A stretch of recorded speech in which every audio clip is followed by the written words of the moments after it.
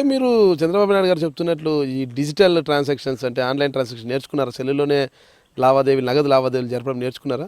నేర్చుకోలేదు ఇప్పటి వరకు.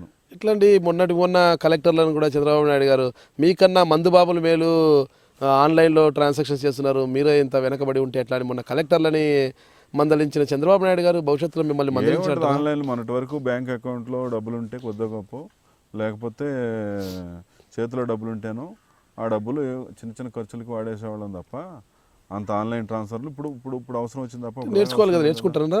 నేర్చుకుంటే బ్రహ్మ విద్య ఏంటండి, కాలేజీలు కూడా నేర్చుకుంటారు, పెద్ద విషయం కాదు. అదే బ్రహ్మ విద్య అంటే. రాష్ట్రంలో అంతా కూడా ఒక ఇది సాగుతుంది అంటే అప్పుడైతే మీరు జిల్లా పరిషత్లు వచ్చాయి, అందరూ కూడా కొన్ని చోట్ల అనంతపురం కావచ్చు కొన్ని ప్రాంతాల్లో కూడా చెరీ సగం 2.5 సంవత్సరం నువ్వు 2.5 సంవత్సరం నేను అన్నారు. ఇప్పుడు ఆ పదవీ కాలం అందరితో కూడా పూర్తి అయిపోయింది, అందరూ కూడా ఒక ఘర్షణ జరుగుతోంది, నా పదవి నాకు ఇచ్చే నా పదవి. నాగరాజు గారు చాలా పెద్ద బూత్ అండి ఇది, చాలా పెద్ద బూత్. మా జిల్లాలో ఎవరికైనా తెలిసేమో అడగండి, పని ఈ పొత్తులో నాకు కాదు ఎవరికైనా తెలిసేమో అడగండి.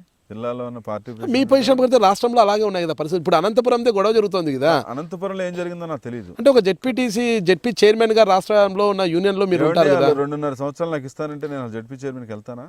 ఇప్పుడు ఆయన మీటింగ్లకే రావడం లేదంట కదా. ఎవరు ఆయన? ఎవరండి ఆయన గురించి మాట్లాడతారు మీరు? మళ్ళీ ఆయన ఎవరు అన్నప్పుడు జెడ్పీటీసీగా ఆయన బరిలోకి ఎందుకు దింపినట్లు మీరు ఆ రోజు వ్యతిరేకించలేదా? వద్దన్నారు వాళ్ళే, పార్టీ వద్దన్నారు, అతను దిగిపోయాడు. ఏం చేస్తాం? దిగిపోతే టీసీలో దిగాడు, అతని ఆలోచన ఏంటి?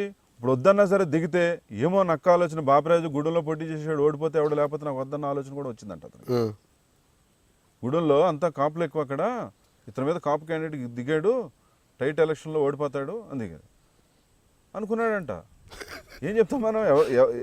ఎవరు పిచ్చాళ్ళకు ఉంటుంది, మనం ఏం చెప్తాం చెప్పండి? లేదు చంద్రబాబు నాయుడు గారి మనసో లోకేష్ మనసో చివరిలో మారిపోతే ఆఖరి నిమిషంలో నాకు జెడ్పీటీసీ లేకపోతే రాదు కదా పదవి అని చెప్పి వేసి ఉండొచ్చు. సరే వరుసగా 3 సమావేశాలు మోహన్ గారు చెప్పారండి, నీకు లేదమ్మా సార్ చెప్పేశారు. మా జిల్లా నుంచి శశి ఇన్స్టిట్యూషన్స్ ఆయన వెళ్ళారు, గోపాలకృష్ణ గారు చాలా ఆస్తిపరుడు, ఆయన ఫ్యామిలీ బ్యాక్గ్రౌండ్ కూడా ఉంది. ఆయన వెళ్ళి నాకు జెడ్పీ చైర్మన్ కావాలి, ఎంత డబ్బులైనా పార్టీకి ఖర్చు పెడతానని చెప్పేశారు.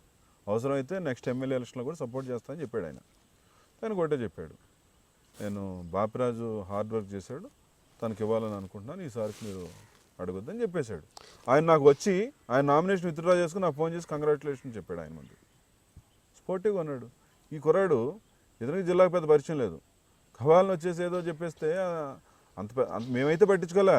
ఇప్పుడు కూడా మీ మీడియా వాళ్ళు రాస్తుంటే నిజంగా చాలా బాధేస్తుంది నాగరాజు గారు. విక్రమాదిత్య గారు అసలు మీటింగ్లు కూడా రావడం లేదంట కదా సమావేశాలకు. ఆయన అడగండి, రాకపోతే 3 సమావేశాలకు హాజరు కాకపోతే అతను సస్పెండ్ చేసే ఒక అధికారం చివరిలో సంతకం పెట్టి వెళ్ళిపోతాడు. మూడో మీటింగ్ ఉంది చూసారా, అప్పుడు వచ్చి సంతకం పెట్టేసి వెళ్ళిపోతాడు అతను రాడు. అతను ఏంటంటే అతను అమెరికాలో ఉన్నాడు, హైదరాబాద్లో బిజినెస్లో ఉన్నట్టున్నాయి, అతను తిప్పలేదు, అతను పడతాడు. అతను జిల్లా పాలిటిక్స్తో ఏమి కాదు. ఆ ఎలక్షన్ అప్పుడు 4 నెలల ముందు వచ్చాడు, ఫ్యామిలీ బ్యాక్గ్రౌండ్ ఉంది, కొంచెం హిస్టరీ ఉన్న ఫ్యామిలీ కాబట్టి ఏదో ఆశపడ్డాడు కుర్రాడు. తప్పే ఉంది, రాజకీయాల్లో ఎవడైనా ఆశపడచ్చు. మా 46 మంది జెడ్పీటీసీలు 46 మంది ఆశపడచ్చు. జెడ్పీటీసీ అయితే చాలు కదా చైర్మన్ అవ్వాలని. అంటే నిజంగా కూడా సమర్థులు మా వాళ్ళు, మా జెడ్పీటీసీలు అందరూ కూడా చాలా మంచి టీం వచ్చింది, లేడీస్ కానీ జెంట్స్ కానీ. ఒక జెడ్పీ చైర్మన్గా సాటి జెడ్పీ చైర్మన్లకు ఇబ్బంది కలిగితే మీరు మద్దతుగా నిలుస్తున్నారా? ఫోన్ చేశాను. ఎవరికి? మొన్న ఆవిడకి ఎవరైతే గుంటూరు ఆవిడ ఉందో. గుంటూరు ఆవిడ ఎవరు అంటారు? ఎవరు గుంటూరు ఆవిడ? మా జెడ్పీ చైర్మన్. ఎవరు ఆమె పేరేం పేరు అంటారు? జిలానీనో ఏముంది కదా. జెడ్పీ చైర్మన్ గారి పేరు తెలియకుండానే మీరు ఫోన్ ఎలా చేశారు? ఫోన్ చేశానండి. ఫోన్ చేశారు అంటే మీ కొలీగ్ అంటే మీ సరిసమానమైన జెడ్పీ చైర్మన్ గారి పేరే తెలియకుండా ఎలా ఉన్నారు మీరు? అంటే పూర్తి పేరు తెలియదు నాకు. అంటే పూర్తి పేరు కాబట్టి కొంతకన్నా తెలియని పక్షంలో మీరు ఆ జెడ్పీ చైర్మన్ మీద ఎంత కట్టసి చూపిస్తున్నారనేది అర్థమవుతుంది. ఇక్కడ ఫోన్ చేశాను లేదు అడగండి. అంటే కనీసం ఊరికే నామకే వాస్తే కదా, మనస్ఫూర్తిగా చేయాలంటే ఆమె పేరు తెలిసి ఉండాలా? నామకే వాస్తే కాదు, నేను మొత్తం మాట్లాడాను ఆవిడతోటి. మాట్లాడితే ఆవిడ ఉన్న ఇబ్బంది చెప్పింది. ఇప్పుడు చెప్పండి ఏం పేరు ఆమె పేరు? ఏం పేరు చెప్పాను కదా మీకు, ఆవిడ పూర్తి పేరు నాకు తెలియదు. ముస్లిమ్స్ లో కొంచెం పేర్లన్నీ కూడా జానిమున్ గారు సిమిలర్ గా ఉంటాయి. నాకు కొంచెం కన్ఫ్యూజ్ అయ్యాను, వాస్తవం చెప్పలేకపోయాను.